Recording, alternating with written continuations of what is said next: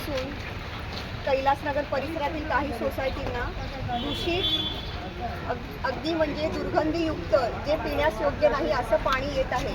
त्याची मी 3 महिन्यापूर्वी नवांगुळे साहेबांची भेट घेऊन तक्रार केली होती। तसेच आयुक्तांना लेखी पत्र दिले होते की या प्रभागात अशी अशी समस्या आहे। त्याच्यानंतर 3 महिन्यापासून या प्रभागामध्ये नागरिक हे दूषित पाणी अगदी उकळून पित आहेत।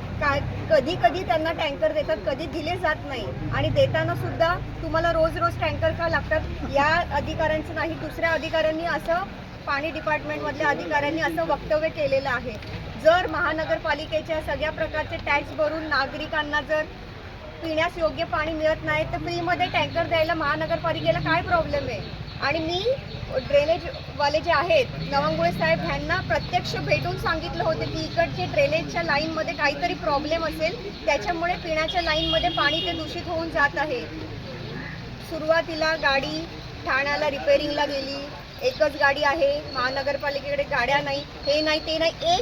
माझं पत्र दिल्यानंतर 1 आठवड्यांनी गाडी शास्त्रीनगर प्रभागामध्ये आली। त्याच्यानंतर ते वेळोवेळी फॉलोअप घेत होते, पण जे मेन कारण आहे काय प्रॉब्लेम आहे बाबा, मग हे पाणी विभाग आणि जे मलनिस्सारण विभाग आहे ह्यांनी दोघांनी मिळून मी हे 29 तारखेला माझ्या घरी गणपती असल्यामुळे 29 तारखेलाही पत्र दिलं होतं मागच्या महिन्यामध्ये वॉर्ड ऑफिसरांना की काहीतरी बघा, म्हणजे सगळ्यांना समोर घेऊन संयुक्त बैठक करून तुम्ही काय ते मार्ग शोधून काढा की नक्की कुठे लिकेज होते काय होते। कारण आता पाऊस बऱ्यापैकी थांबलाय, पाऊस थांबलेला असताना एवढं घाण पाणी काय येतंय? आज नागरिक सगळे आजारी पडलेले आहेत। 3 महिन्यापासून कोणाला स्किन इन्फेक्शन आहे, उलट्या जुलाब पोटाचे आजार होत आहेत, ह्याच्यात सगळ्यांना जबाबदार कोण आहे?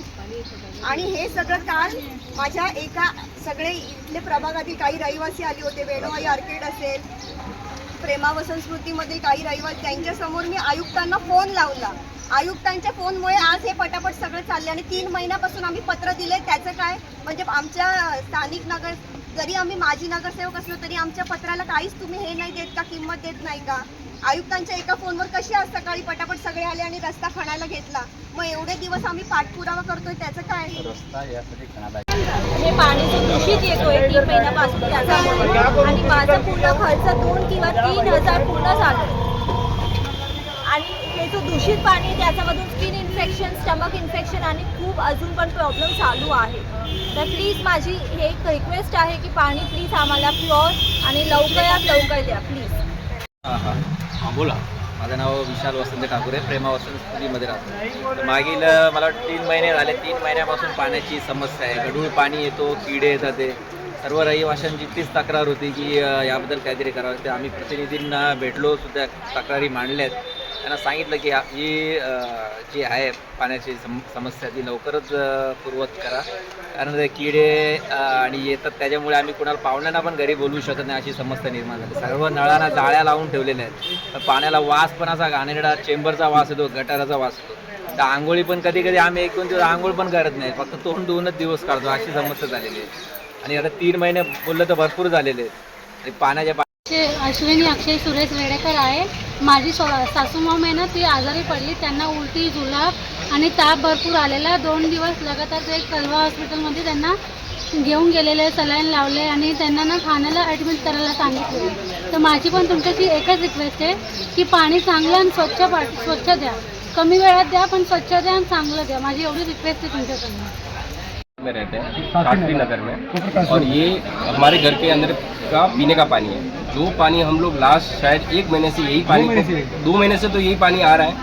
हम लोग ने शायद पहले 6 या 7 दिन पानी पिया भी है, उसके बाद में लास्ट हम लोग 45 दिन से कंटिन्यू बिस्लरी मंगा रहे हैं। रोज़ का कम से कम 300 रुपये खर्चा बिस्लरी का पानी का हो रहा है। और ये अगर जो हमको टैक्स भरना ही है और टैक्स भरने के बाद ऐसे पानी पीना है तो उसका मतलब भी क्या है? तो प्लीज़ आप इसको रिसॉल्व कीजिए और जल्द से जल्द रिसॉल्व कीजिए। आजचं काम चालूच होता, आमचं काम चालू नाही, पण हे तुम्हाला असं वाटत नाही की लोकांच्या जीवाशी आपण खेळतोय म्हणून? नाही, असं नाही आहे. आम्ही तक्रार आल्यावरती आम्ही अटेंड पण केलेला आहे. पण 2 महिने झाले साहेब नाही, तक्रार येऊन. मध्यंतरी प्रॉब्लेम सॉल्व्ह झाला सर, होता. आता परत सुरू झालेला आहे. माजी नगरसेवकांनी तीन महिने पालिका प्रशासनाकडे पाठपुरावा करतात, तर ही दूषित पाणी येत आहे. नागरिकांच्या आरोग्याकडे प्रशासनाचं दुर्लक्ष आहे का? गाडीचा विषय होता, ड्रेनेजच्या गाडी साफ करण्याचा. ती गाडी आली, मध्यंतरी साफ पण झालं, पाणी चांगलं येत होतं. आता परत सुरू झालेला आहे. मला कालच तक्रार आलेली रात्री, त्यानुसार आज आमची माणसं पण इथे लावलेली आहेत.